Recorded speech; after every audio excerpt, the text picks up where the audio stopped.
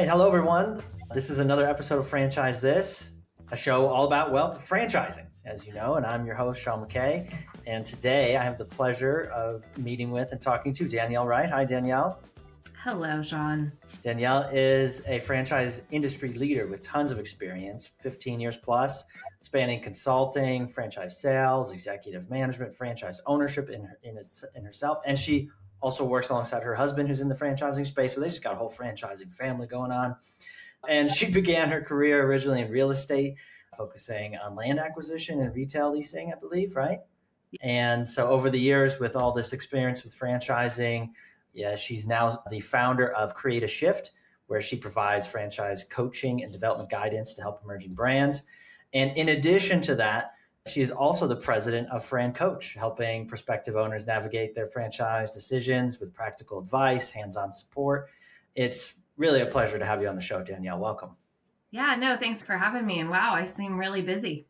Yeah, how'd I do? Yeah, it was good. Yeah. That was good. I feel really busy. Yeah, how do you even have time for this, Danielle? I don't even have time for this.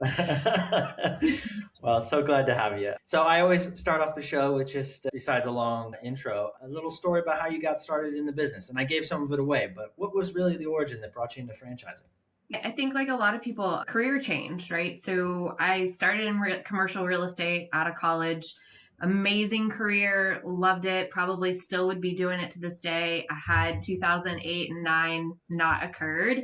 It hit residential pretty badly, but commercial kind of delayed a little bit, but we were working exclusively for some big box retailers, right? So my role was to find land for them, and then we had extra dirt to put what would be franchises and other businesses on those properties and in those retail spaces. So that dialed back and I needed a job. And so locally there was a franchise hiring for their franchise department.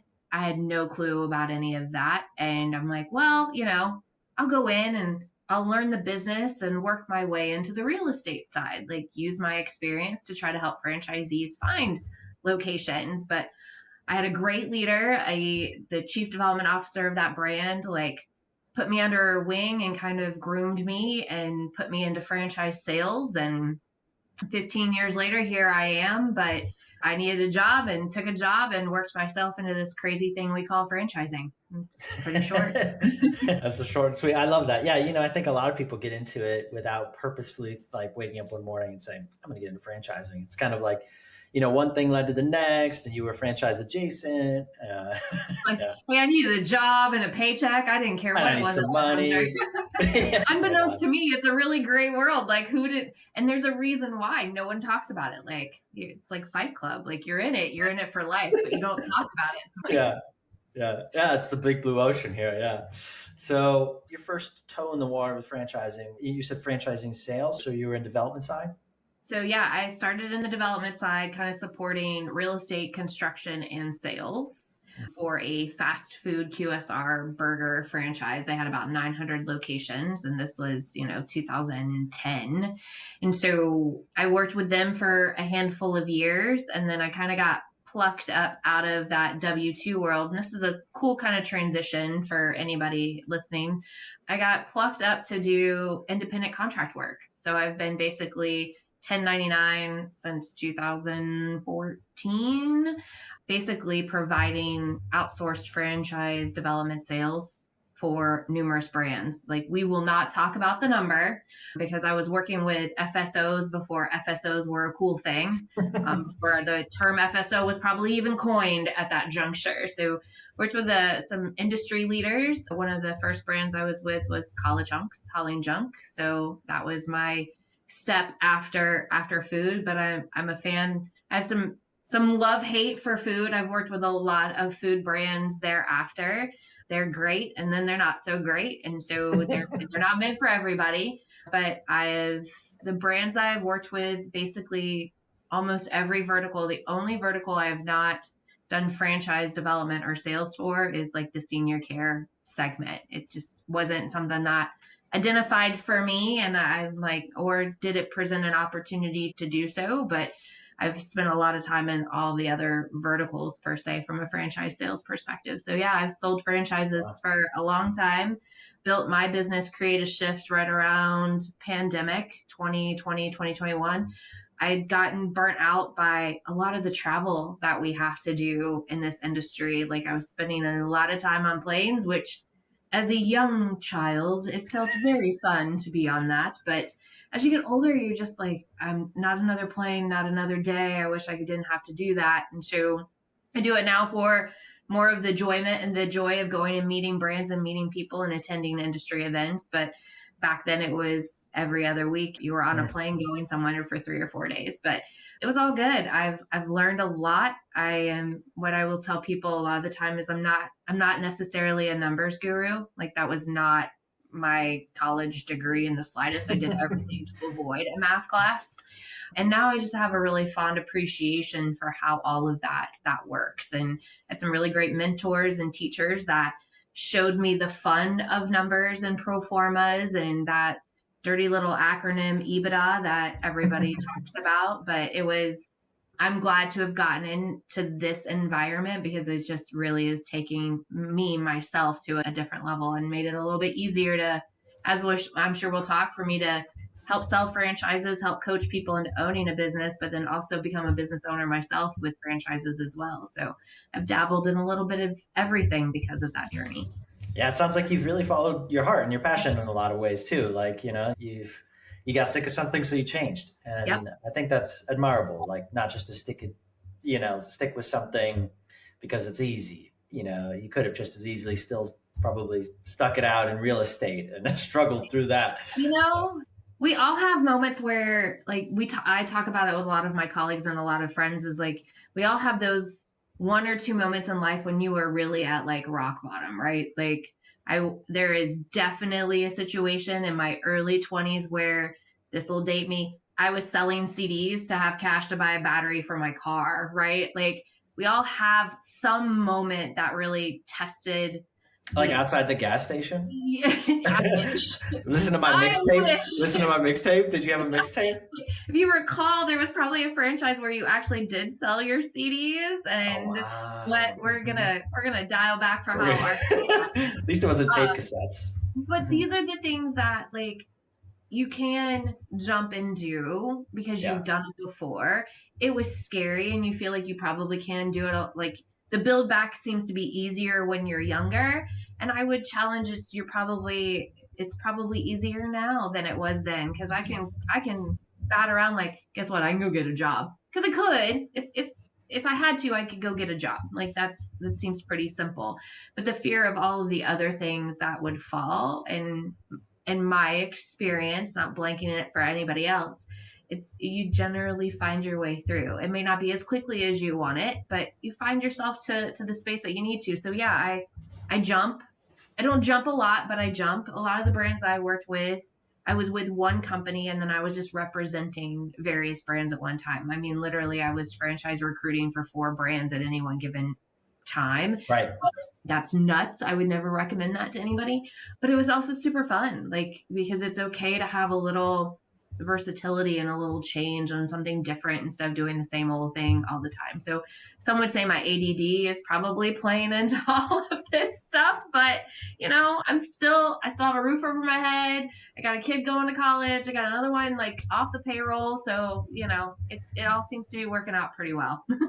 Yeah, I think that's important. Yeah, it's like again, you stuck it out when you needed to, and when you knew you could do something different or better, you did, and I think that's admirable. So after you were kind of alluding to that, you eventually found your way into business ownership and franchise opportunities of your own, right? Yeah. I personally went into one myself, and then my husband and I went into 2 brands, and one brand we had 2 locations with. I always felt it was funny or kind of just not right for me to be, hey, let me talk you into like what to know about this brand, or maybe you could consider this. And yet I hadn't owned a franchise. So it just didn't feel like it was the right thing. Like, here I am telling you to buy the Ford Focus when I've never driven a Ford Focus in my life. Right.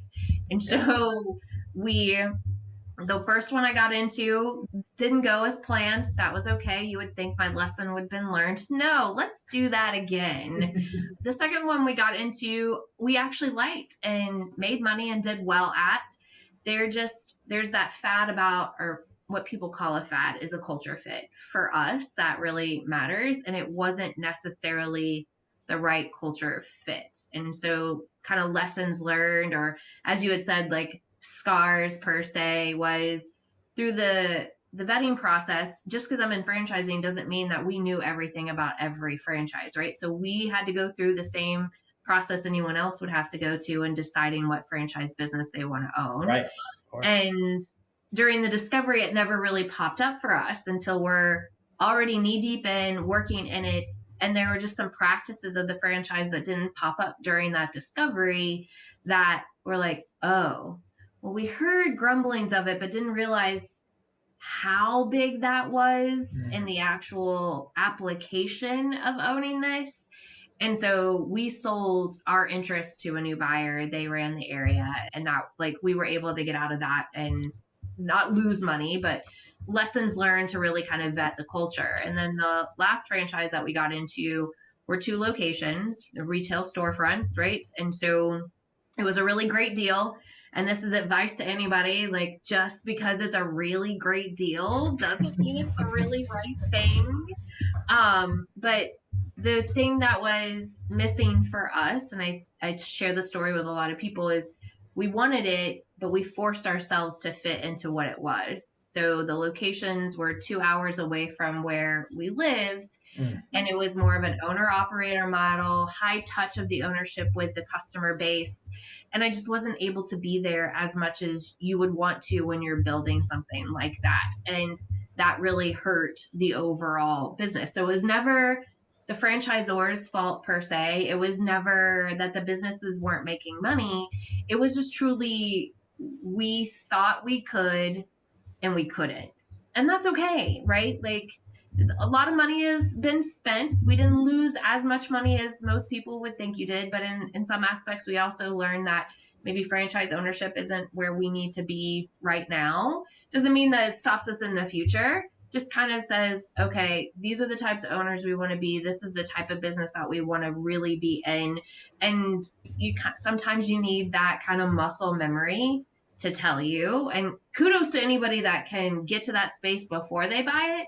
We're just hard-headed and thought that we could. Well, now you could bring that real practical advice in those pointed questions to your clients. And I think that's a huge advantage. Don't force the round circle through the square peg. Like, you can, it's just not going to be pretty when it's all said and done. My dad used to say it's a lot better, a lot cheaper, a lot easier to learn from someone else's mistakes. So your clients get the benefit of doing that with you. And like you said, it wasn't like complete failures or, whatnot. You learned something along the way. And I think that's. Hey, my grandmother always told me I got into an accident as a kid with her car. And she's like, did you learn a lesson? Uh-huh. My mom's like, you're going to pay for that. And my grandmother's like, you're not going to pay for anything if you learned a lesson. Did you learn a lesson? Yes, ma'am. She's like, okay, as long as you learn. And let me tell you, when I pull up to a drive-through window, I am way far away from that window. Lesson learned. Yeah. I was 16. We're not saying how old I am now, but it's been a long-term lesson, my friends. Yes, indeed. So I think you alluded to some of those challenges that you faced and those lessons you learned. Is there one in particular that you'd love to share, like a particular story about a challenge you faced and lessons in the franchising world? We'll leave the drive-through story where it is. Yeah, and I don't know if it's a challenge. It's just kind of something I would want people to think about. It's like we all are on this journey of this crazy life, right? Wherever we may be.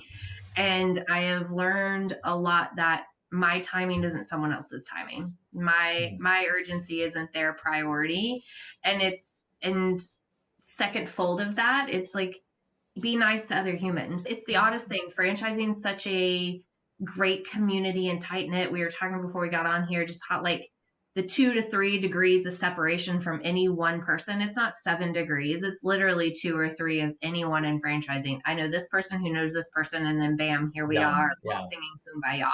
So I think the big thing to remember when you're considering building your brand as a franchise, if you're considering owning a franchise business, any type of discovery that you are in that has to do with franchising is like, we're all going through something at some moment, and be nice to the other human on the other side, because that's what gets you to that next step, right? Like whether I'm struggling in my business, if I am a human to another human, we will figure out that struggle together. You're just not alone.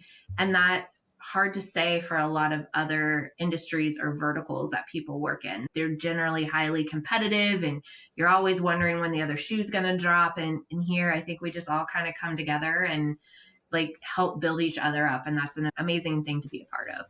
Well said. I can't believe it's taken over a dozen episodes for somebody to say, be kind, but it has. And I appreciate that. I'm so glad. Yeah. I mean, reputation is so important in this industry too. And like you said, because it's a small-ish industry, word travels fast. If you're a bad franchisor with a temper, people know. And, the consultants are going to know, and that's going to impact everything. So, yeah, you're right. Yeah. Just be kind. I think we're all going through stuff. We're all going through stuff, right? Yeah. And I think, like you said, like when you're early on in the world, you kind of forget those kind of things. So like the lesson that I have learned is just be kind. Like, it's okay. Like, I'm not out for whatever you have. You're not out for whatever I have. I've got my own path. You've got your own path. Yeah, there's room for us all on this path together. And if that's not how it works, that's okay. We're going to, like, it used to be cliche, we're going to part as friends. I don't know that we're going to part as friends, but we're going to part as people that are not going to be mean to each other. How about that? I dig that. Yeah. And, so having been in a, marketing agency space for 13, 14 years, there's a lot of I've worked with a lot of different industries and owners, and, there's been a few times I remember people who I know that I would never want to see them again, and, never want to talk to them again. Like the way they parted was not professional, whatever.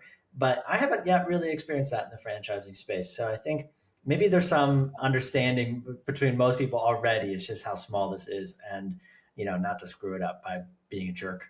I was part of a partnership that like ended in divorce, we like to say.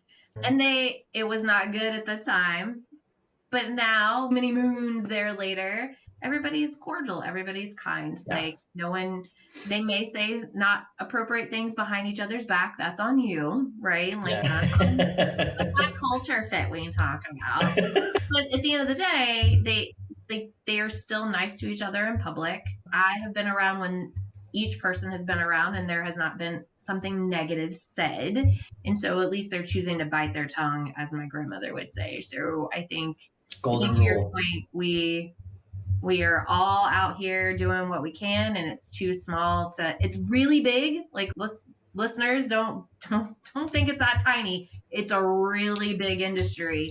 But if you're in it, I was told early on, it's like joining the mafia. Like, you're not getting out until you die. And so we're all in it for a pretty long while. So buckle up, friends. Well said.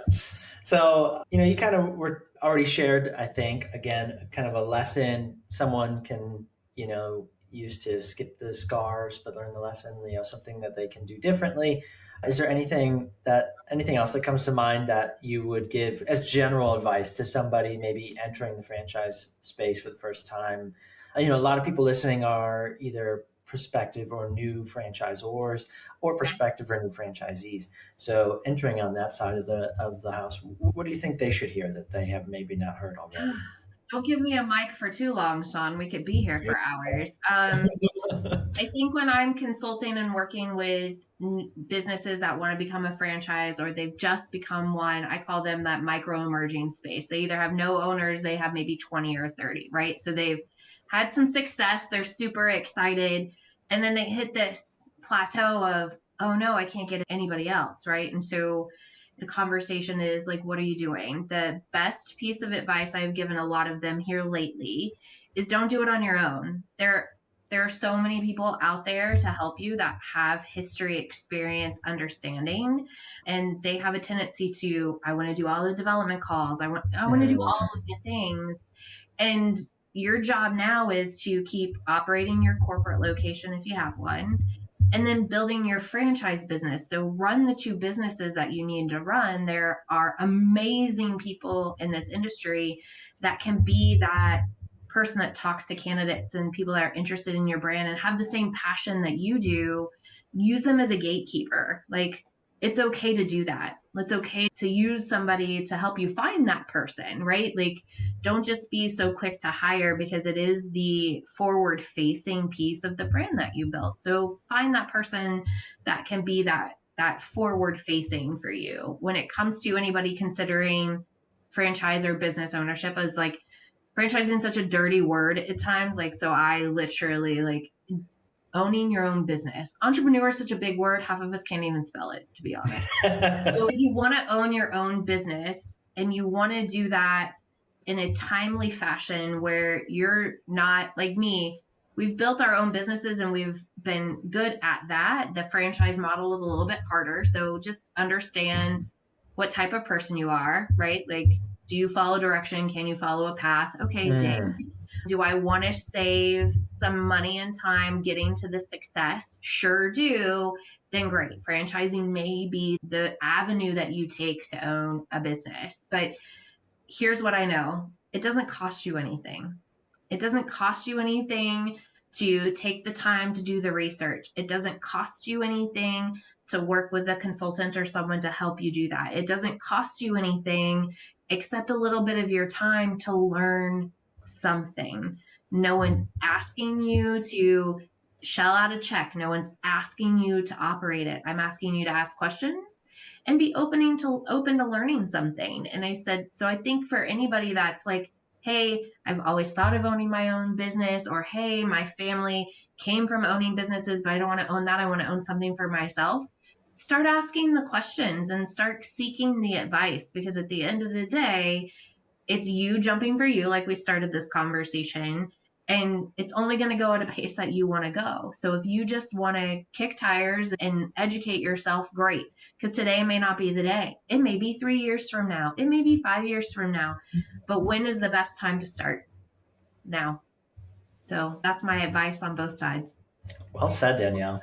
Yeah, I've heard from so many guests over the last 6 months or so about questions. And I think, in short, everyone has said, like, the franchisor should come prepared to a meeting with a prospective franchisee with a set of questions for them, like they have the cookie. But also, on the flip side, as the prospective franchisee, you need to come with questions prepared for the franchise. Yep. And so I think, it's important to dig in and do the research. I have heard others who have shared their stories about jumping into a business, blindly, and I don't think it's worked super well for any of those people. And we've also heard from franchisors who have had prospects jump in without reading the contract or the FDD, or, just kind of jumping in. And those are not ideal candidates either. We want questions on all sides of this. Yeah, that's the serious take. That's what it takes to do it right, it sounds like. So thanks for affirming that. Well, we all are speaking the same language. It's different in practice, though, sometimes, right? Because you do get excited. Like, as a franchise prospect, you're excited. As a brand, you're excited. And there's this big love fest, right? Like, big hearts everywhere. Everyone's just ready to go. But the reality comes moments thereafter. And buyer's remorse is okay. Like, it's just... For anybody listening, it is okay to have it. You will have it. That is an okay thing to do. You just have to know that you can come through it on the other side, right? Like, I believe enough that they're going to give me the support and be there to help me in things I don't know. And the piece of this that people forget, it's like the franchise is there to teach you how to run the franchise business itself. But there's a lot of pieces that they're not gonna have to help you or do help you with, right? Like, you're gonna have to find an accountant. You're gonna have to find little things that's why they say you need to have business acumen. I was like, what the heck does that mean? It just means you have to have the ability to put the right people in the right seat to help you do the things that you need to do to make money. So if you're okay finding people, awesome. It's like they say in construction, I got a guy for that. I got a guy for that. I got a guy. In this world, you're gonna have to find the guys. And if you can do that, then the franchise will help you figure out how to specifically do that widget. And those guys will help you to figure out how to specifically be successful at that widget. Well said. Well, thank you. I told So, you, if you give me a mic, my friend will be here for hours. well, I got a guy for that. There you Yeah. go. Yeah. I mean, that's how I operate. I've always lived in smaller towns. And so, having a local network and people who are good at these things, it's always been important to me. Like, I like that feeling. I've never heard that shared as like tangible business advice before. And I think that's really accurate. So, love that. And it sounds like there's been times where you've needed a guy. You need a guy. Yep. Yeah. Always got to need a guy. Yeah. Okay, so I'd love to ask my guests a little bit about a tough oddball question, but what is a hot take that you have that might be counterintuitive or contrarian to the other advice that's given out there? There's so many consultants in this space, and a lot of them say the same thing. Tell me the thing that's different. This might get me in a little bit of trouble, right? But Love. my biggest hot take today, as we sit, I was talking with some colleagues of mine earlier, and it's like, hell no, FSO, right? So, like, hell no, FSO. Like, don't feel like you have to use a franchise sales organization to help you grow your brand, right? I think a lot of people are jumping into, let me work with brokers and consultants, let me hire an FSO. And I was talking to a brand yesterday that I had worked with many moons ago, and they had done the whole, let me jump to FSO this and do that. And he spent a lot of money, and he's still where I left him years ago, right? And it's like, you do realize that you don't have to do that. If you want to get to where you're going, it's about creating the strategy and then finding the right person to fit into that growth mind and strategy. And so I think there's a lot of, hey, how do I get to private equity really fast? Private equity is going to know you before you know it, if you're doing all of the things that you should be doing, right? So focus on your business first. Yeah. Right. I've got a whole series going on. It's called The Right Way. Yes, the pun is intended, to kind of help brands be self-sustainable and then only leverage FSOs or brokers when you're at a space to really support that strategy and your growth. So, not that I have a lot of great friends that work with franchise sales organizations. I know a lot of great people in there, but you ask contrarian and hot take, it's not for everyone. So, so true. Having worked with brands too that have an FSO, they have they have consultants, maybe they've gone and done the groups and the trade shows, and yep. they've done all the things that somebody else told them to do, and they didn't find success there. And I think what the attitude I've seen that doesn't work is, hey, I'm going to give you all of this stuff, and you figure it out, and then tell me when you're done. And an FSO, like anyone, a consultant or anybody, I think is going to be able to get a lot more success if the work is done collaboratively. And I know this goes along with also, you want to find the people who know what they're doing and get the support and get the help from those people. So I heard what you said earlier, but I think that still makes sense in this case. Like, you may not need everyone's help. You don't have to hire everyone who's got something for sale.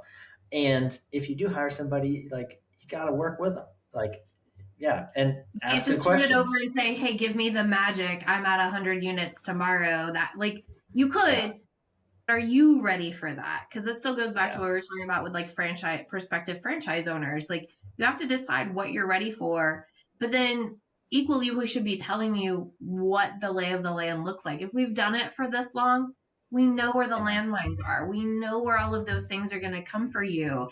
And if you don't have them yet, it's not, like we tell a lot of people, it's not always no. It's not no. It's just not today, right? Even with a buyer looking to own a franchise, it's not no. It's just not today. I have to give you the framework to build to it.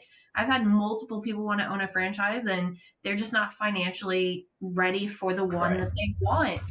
And it's like, this is not me taking something away from you. This should be the thing that says, okay, great. I've now got a plan. Now I know what to do. I know where to go. And these are the steps I got to take to get there. And I said, I will call you and be your accountability partner. It's like losing weight, right? It's better to do that in a group than by yourself, because then I'm going to sneak a donut or a cookie here or there. But if I'm doing it with someone else being my accountability partner, then I'm going to get there. So I think it's the same thing for franchises wanting to jump on the FSO board. That's great, but they're there to tip your business. And are you ready for that? And then are Yeah. you ready for what they're going to bring to you?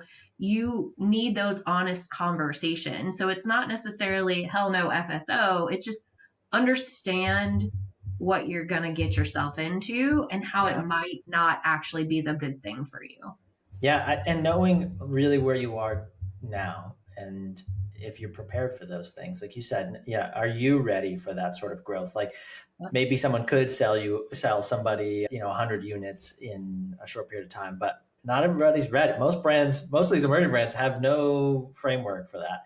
None. I think that's really wise. I work with another brand that took, years and years and years to grow their first half dozen units to a dozen maybe. And then, finally, once they had the platform, it looked like magic. Things just happened to fall in place.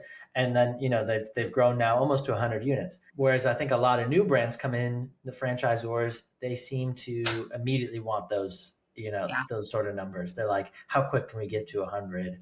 Yes. And I think those are the wrong questions. Like, it depends, first of all. And yeah, you're probably not ready for it if this is your first go. So, like, let's take it slow. Grow your corporate business, You grow could get some to those local stuff. 100, right? But Sean, honestly, if you get to the 100, they may be 99 of them you don't like. And then you're stuck with them for 10 years, like 10 years. Yeah. Could you imagine marrying 99 people and being stuck with them for 10 years, not being able to get out? Like, it's going to actually cost you more money to get out of those marriages than it would if you had taken some extra time to like elongate that process. Like, so true. It's a dollar sign, my friend. It's a dollar sign. Dollar signs, yes. Danielle, I have a real weird question for you.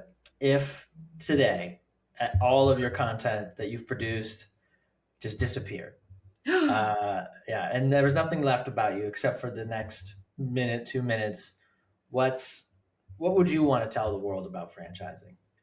Oh, about franchising. Oh, we could make it about something else. Well, it's particular. The thing that I would want people to know about franchising, the thing is like what we've been talking about. It's amazing community of people that build each other up. And so if everything were to be gone and you're trying to say, hey, like why should I consider any of this? And it's community. It's one word, it's community. So I think that would be the thing that I would want left behind. Join the community and be kind. I think you should add that. Be kind. Be kind. I think that should just be a given. Like, come on. This should really just be a given. More of us should be talking about it. Let's just put it out there. Like, just always be kind. So I just want to circle back to the beginning of our conversation when I introduced you. So with your two businesses, who do you serve in each of these businesses? So with Create a Shift, it's the franchise or community, right? So it's really just focusing in on how do I come in and help you grow instead of like an FSO, it's just a franchise development strategy. Like, what do you look like today? Where do you want to be? And then how do we get there? Like, we consult on marketing. How do you get lead gen? That is a big thing. That is my secret play zone. Like, you put me in a space and you say you need franchise leads, and I am a happy girl. So that is what we do at Create a Shift. And then for Frank Coach, it's really just anybody that's considering business ownership. What we say a lot at Frank Coach is that we're here to educate you to business ownership. What gets you out of bed? Like, if you're not happy with your job and you want to do something different, or you're looking for a different franchise besides the one that you have, like, let's talk about what that looks like.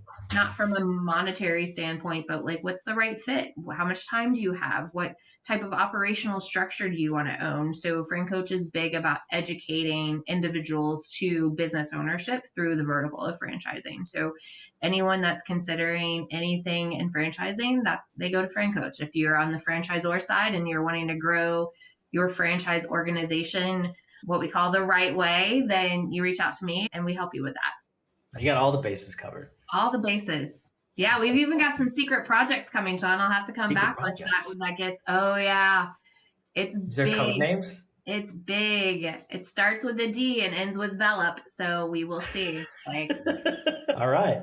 I'm dropping the nugget here first. You were the first in the series to know about it. So I will reach out when I have like this. We will have you back. We will be glad to have you back. Yes. Well, thank you so much. Now, if people want to get a hold of you, which I'm sure they will on both sides of the coin, what's the best way for them to reach out to you, Danielle? Creativeshift.net or francoach.net, where those are both the websites. Our contact information is there. I'd be really brazen and give my phone number, but heaven knows I don't need a lot of phone calls. So just use the website. It'll be fine. Yeah. Website, LinkedIn, maybe. Website. Okay. Yeah, LinkedIn's great. I'm all over that too. Like you check me out on any of the socials and I am in your face. Like you said, lead gen. Yeah. Yeah. Gotta be everywhere at every time. I'm on TikTok. We're on the Reddit. So it's great. All of the things. Awesome. Well, thanks again, Danielle, for coming on the show. And as everybody knows, we release new episodes every week on Fridays, and they're available everywhere where you hear podcasts, Apple, Spotify, YouTube, and we post our clips over on LinkedIn as well. So thanks again. Stay tuned for more episodes. And Danielle, it was a pleasure having you. Thanks, Sean, for having me. It's been a great time. Thank you.